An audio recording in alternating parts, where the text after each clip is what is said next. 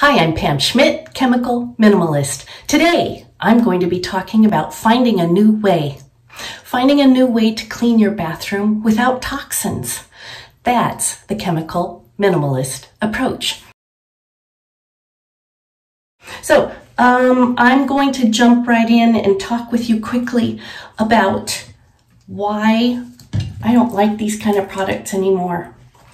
They do take care of getting rid of bacteria and all of that, but the bleach and the toxins involved in it really can impact my health. It can impact the health of my family, and it's the same for you.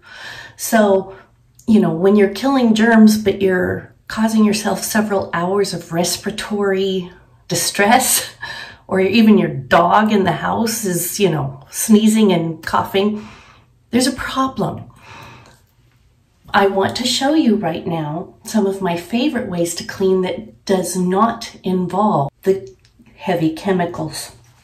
So if you use simple microfiber tools, these microfiber tools, if they're the right ones, are going to be so effective that they are going to pick up the germs and bacteria and debris, and then it will take care of self-purifying itself on the cloth when you're done. That's what I like. So take a look, microfiber like this. All of these little nubs are like little fingers that help pick up all of the junk. Take a look. I've got my sink. I'm limited in space, so it's hard to show you all the stuff, but I'm going to wet the microfiber. And I have to tell you, it takes a while to get this sopping wet. And then once it is sopping wet, then it can absorb all kinds of stuff. So I get it all folded up. I've got some debris here, dirt, hair, who knows what. And I quick wipe it down. I can even use this in the sink itself. Pick up all that old toothpaste, whatever else the family leaves. For me, it's usually oils because I use that on my face and skin. And it's all taken care of. Looking at the bathroom mirror. Let's see if I can do this. It's not super dirty right now, but I don't know if you can see mess. I take the same microfiber. Usually I start with the glass, and then I finish up with this kind of polishing cloth, window cloth. It's the same company, same microfiber technology, the self-purifying technology. And I'm done. I'm talking in the mirror. And I'm done with that. So in general, that's what I do from week to week. If it's a little bit dirtier, then I'm going to be using something like this with it, which is a bathroom cleaner that's very, very mild. It is not toxic, and yet it's effective when used with these kinds of cloths. If you want to create a soft scrub that is very, very mild, then you're going to be using baking soda, 3/4 rounded cup of baking soda, 1/4 cup liquid, usually unscented Castile soap, but this one, all I could get at the time was, I think it's almond. 1 tablespoon of water, 1 tablespoon of white vinegar, and 5 to 10 drops of lemon oil. You mix it in a bowl, and you've got your soft scrub if you really like that kind of thing. I don't need it. I like the other products that I have. That's one other alternative that you can use with the soft scrub. There's a lot of ways we can find a new way to be mindful in cleaning and cleaning the bathroom.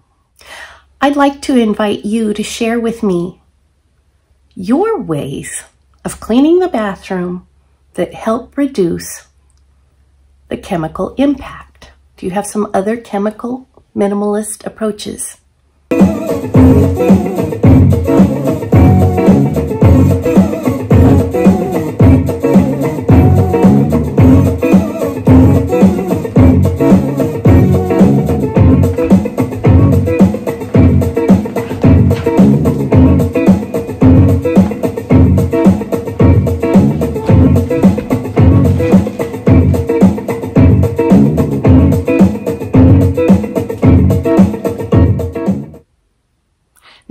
back to the idea of finding a new way. We've talked about finding a new way to clean the bathroom. Well, sometimes in life we have to find a new way. And I'm going to take us back for a quick review.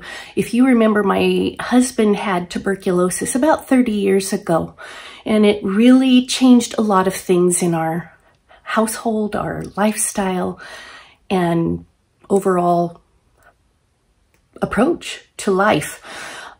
I spent 3 years grieving what was lost because his ability to do those same things that he could do in the past were gone.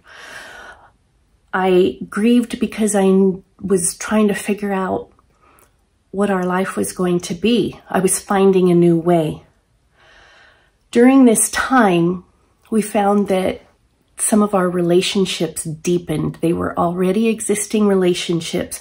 Prior friends helped us, mowed our lawn for a year, brought us food, took our kids for a week so that we could get away and get on vacation. And so in that way, old friendships helped us a lot. Then we built some new relationships. People we knew, but within a year of us starting our journey, those friends discovered that the husband had pancreatic cancer, and they had kids about the same age as us. And our journeys became so similar. We were a year ahead, but our journeys were similar. And so we would share some of those weird understandings and the darkness that came upon our hearts during that adjustment, in that finding a new way. Our greater family, beyond our little household, they struggled. When is he going back to work? What else can we do? And they were all kind of far away, so they felt so helpless as we found a new way. Eventually, my husband ended up getting retired from his job in law enforcement because he wasn't contributing and wasn't working. And I had to return to full-time work as a teacher. I had been job sharing up till then. During those first 2 years back, I had 2 of the 3 hardest classes of kids that I've ever had in my career. And it really pushed me emotionally. And I was in a dark place, like I said, for 3 years. We ended up in counseling for me. There was one point where I just had been so down and so beaten up for so long that one day I just flopped on the living room floor and I was crying, which I don't cry often, and pointed my finger up at God and I said, "You have got to give me a break." You know what? He did. I got 24 hours of an emotional reprieve. It was wonderful. And then the day after, we were right back into it, and that's fine. I got what I asked for. I got that break.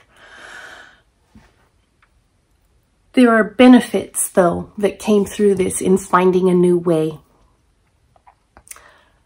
I've come to know God like I never knew him before. Come to understand his provision for me, knowing that no matter what, I'm in his hands. Depth in friendships was another benefit that we came to understand. Those friends that were there for us in that time are still some of our closest friends, even though we've all left Southern California since then. Our small family, my husband and I and our son and daughter, we've become extremely close. The kids understand their dad like a lot of kids don't get to understand their dads. My husband became Mr. Mom, so his relationship is more that close mom-kid relationship where he can read their personalities so wonderfully well. We were forced into a perspective that at that time was not traditional. Now it's a little bit more, you know, understandable if a dad is home and mom works. But back then, 30 years ago, it wasn't done that much. And so my husband was in a world of ladies. He would go to the school assemblies and stuff like that. And all the rest of them were moms. We moved to a more agricultural, a little bit more traditional area. And so guys really didn't stay home with their kids. We would go to social events and the men wouldn't know how to talk to my husband because he didn't talk about work.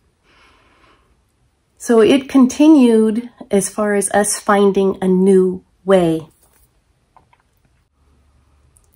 I also invite you to find my YouTube channel. I'll try to include it here if it's not on YouTube. I'd really love some comments, and I'd love for you to subscribe. I thank you for watching. Have a great day, and I'm going to dance you out.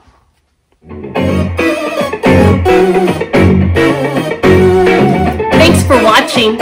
Please subscribe.